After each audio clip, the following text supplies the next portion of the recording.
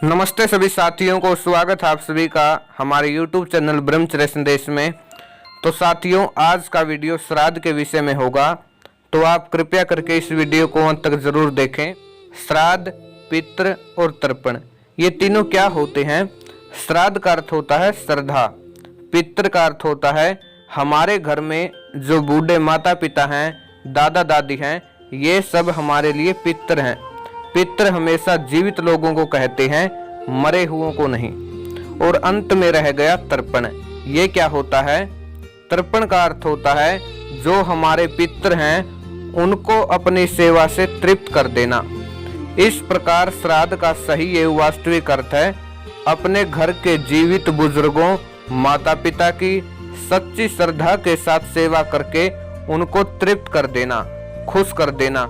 वह मरने के बाद हम उनके जीवन से अच्छी प्रेरणा लेकर उनके गुणों को धारण करके उनको याद रखें, वह हमारे अंदर जो भी दोष हैं उन्हें छोड़ देवें। तो आजकल क्या साथियों, जो लोग श्राद्ध मनाते हैं वो क्या करते हैं? वो एक दिन कौओं को भोजन कराने से ये समझते हैं कि हमने जो ये भोजन कौओं को करवाया है, ये भोजन हमारे पितरों तक पहुंच जाएगा, यानी मरे हुए जो उनके घर में बड़े बुजुर्ग थे उन तक पहुंच जाएगा। तो आपको विचार करने की जरूरत है, तो साल के 364 दिन वो क्या खाते हैं फिर? एक अटल सत्य ये है कि कर्मों के कारण जिसका जो जन्म होगा उसकी मृत्यु निश्चित है। मरने वाले की आत्मा न कभी भटकती है और न कभी अशांत होती है। आत्मा एक शरीर को छोड़ने के तुरंत बाद दूसरा शरीर धारण कर लेती है। मरने के बाद कोई व्यक्ति भोजन नहीं करता, इसलिए ये सब पाखंड एवं अंधविश्वास है। तो श्राद्ध के बारे में आगे बहन अंजलि आर्या ने वैज्ञानिक तथ्यों व तर्कों के आधार पर काफी अच्छी जानकारी दी है, तो आप कृपया करके एक बार उसे भी जरूर सुने। उससे आगे एक छोटा सा दृष्टांत, थोड़ा कॉमेडियन टाइप आप उसे समझिए, जिससे आपको एक काफी अच्छी शिक्षा मिलेगी। तो आप कृपया उसे भी जरूर देखें। बहन अंजलि आर्या जी। नमस्कार। आइए पुनः आप लोगों को मैं अंजलि आर्या आज एक ऐसे विषय के साथ में जोड़ना चाहती हूं, जो विषय हमारे समाज के अंदर एक परंपरा के रूप में चलता है और उस परंपरा को हमारे परिवारों में बड़ी श्रद्धा के साथ निभाया जाता है। लेकिन जिस श्रद्धा के साथ में हम उस परंपरा को निभाते हैं, संभवतः एक बार भी हमने उस पर विचार नहीं किया कि जिस परंपरा को हम इतनी शिद्दत के साथ में निभा रहे हैं, क्या ये परंपरा वास्तविक अर्थों में सत्य की कसौटी पर खरी उतरती है? और अगर नहीं उतरती तो आपके द्वारा किया गया वो कार्य क्या केवल एक अंधविश्वास का हिस्सा है? यदि आप भी ऐसे अंधविश्वास का हिस्सा बनकर के चल रहे हैं, तो फिर आपको इस वीडियो को बहुत ध्यान से देखना चाहिए।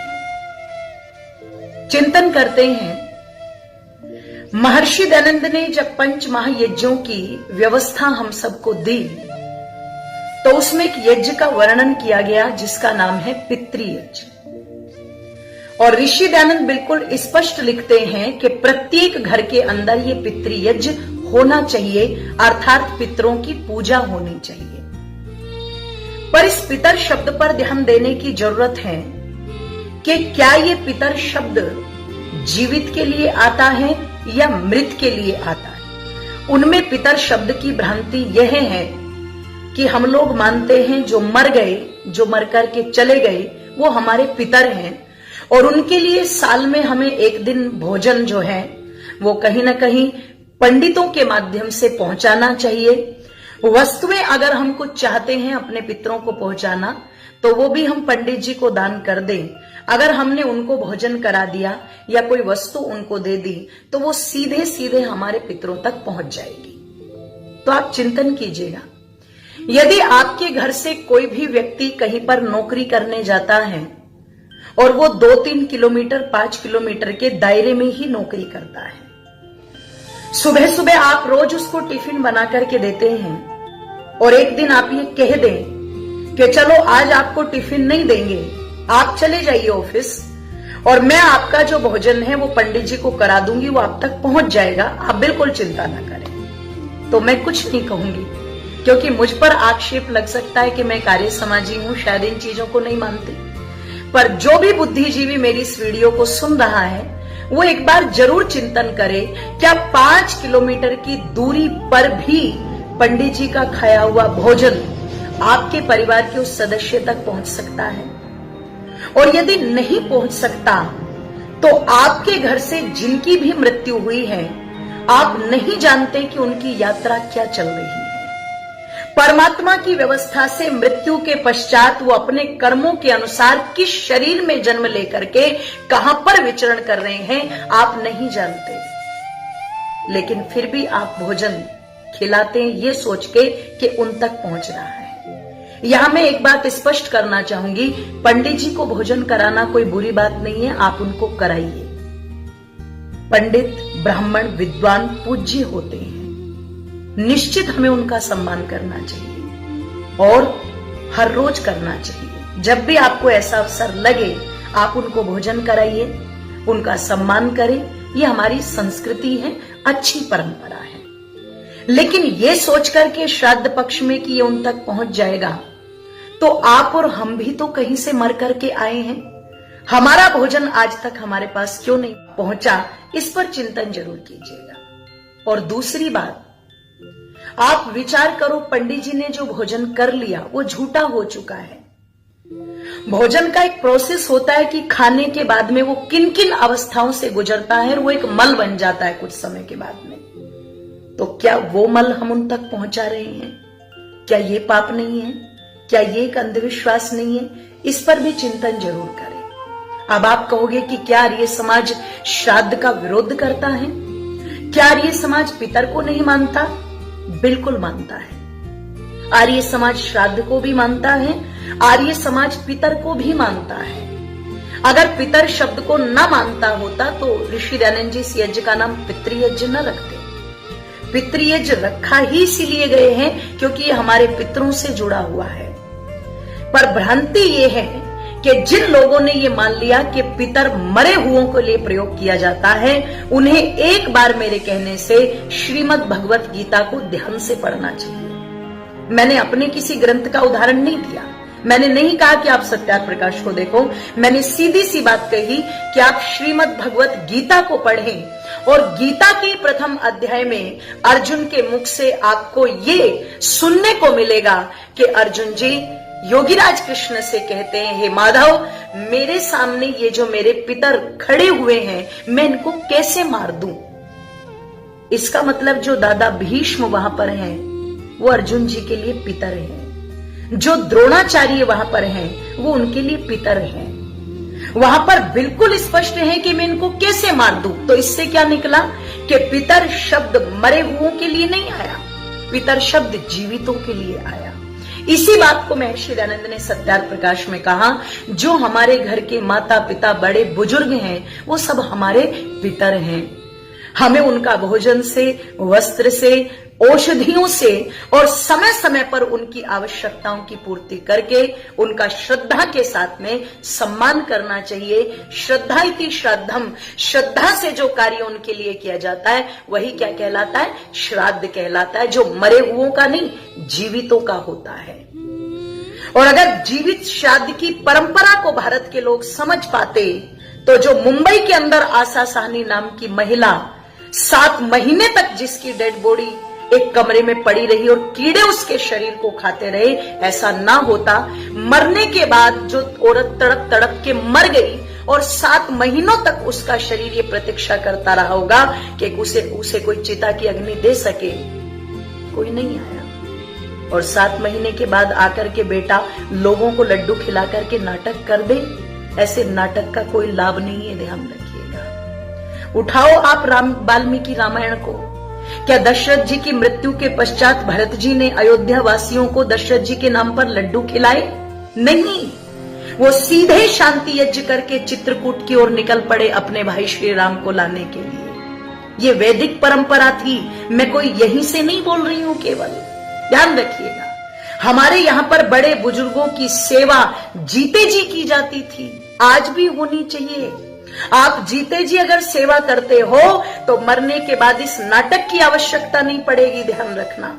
अगर जीते जी बड़ों के प्रति श्रद्धा का भाव रखते हो तो भारत में वृद्धाश्रम खोलने की आवश्यकता नहीं पड़ेगी। मैं तो कहा करती हूं, गली गली में संस्कारशाला खोल दीजिए ताकि पीढ़ियों को पता लग जाए अपने बड़े बुजुर्गों का घर के अंदर क्या महत्व होता है, हमें उनकी सेवा कैसे करनी चाहिए।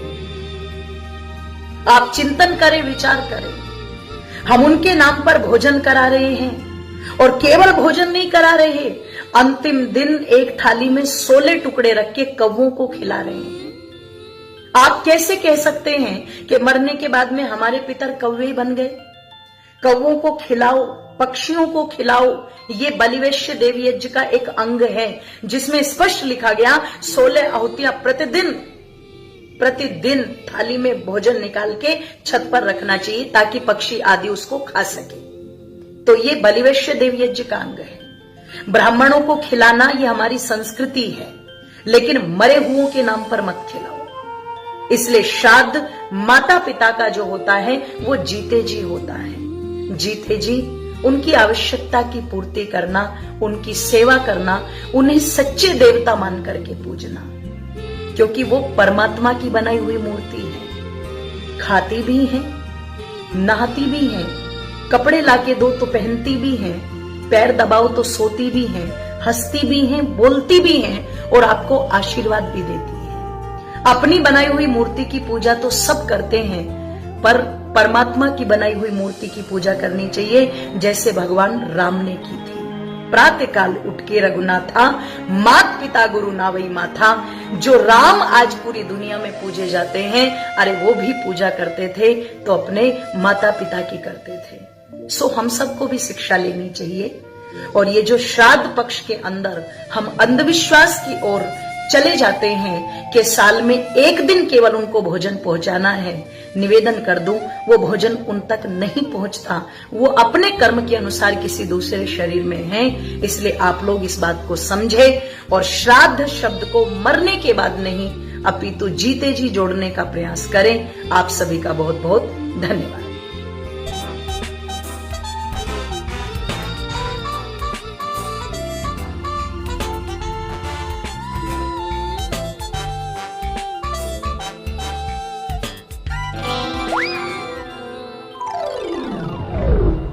जय हो मुरली वाले की। आज आपके सभी पितरों की आत्मा की तृप्ति हो गई। अब हमारी दक्षिणा दे दे तो हम चलें। पंडित जी, दक्षिणा तो मैं दूंगा ही, लेकिन अभी एक आइटम और बाकी है। आपकी पितर भक्ति की प्रशंसा जितनी भी की जाए कम है। पर यजमान अब किसी चीज की गुंजाइश नहीं है। पंडित जी, बस में चाहे कितनी भी भीड़ हो, कंडक्टर की जगह तो रहती है। आप इतने प्रेम से आग्रह कर रहे हैं तो ले आइए। राम सिंह, वो स्पेशल आइटम लाओ। बेटा, ये क्या है? पंडित जी, इंसुलिन का इंजेक्शन है। मेरे दादाजी को मधुमेह थी, डायबिटीज। खाना खाने के फौरन बाद उन्हें इंजेक्शन लेना पड़ता था। पर हमको तो डायबिटीज नहीं है। नहीं पंडित जी, जैसे आपने ये सारा खाना अपने लिए नहीं दादाजी के लिए खाया है, उसी तरह ये इंजेक्शन मैं दादाजी के लिए दे रहा हूँ। नहीं, हमको इंजेक्शन नहीं चाहिए। इंजेक्शन तो लेना ही पड़ेगा पंडित जी, वरना मेरे दादाजी को कुछ भी हो सकता है। जैसे मेरी दी हुई सोने की चेन आपके द्वारा मेरे पिताजी तक पहुंच सकती है, उसी तरह ये इंजेक्शन आपके द्वारा मेरे दादाजी तक पहुंचेगा, मुझे पूरा विश्वास है। देखो, हमको इस तरह का मजाक पसंद नहीं है। हम जा रहे हैं, हमें कोई दक्षिणा नहीं चाहिए। दक्षिणा तो हम देकर ही भेजेंगे पंडित जी, लेकिन उससे पहले इंजेक्शन लेना पड़ेगा। अरे कहाँ चल रही है? अरे भाई, ये अपनी चैन ले लो और हमें क्षमा करो। ये हुई ना बात। तो यदि साथियों आपको आज का हमारा ये वीडियो अच्छा लगे तो आप इसे अधिक से अधिक शेयर करें, लाइक करें, वह हमारे YouTube चैनल को सब्सक्राइब करना ना भूलें। धन्यवाद सभी साथियों को। जय हिंद, वंदे मातरम, भारत माता की जय।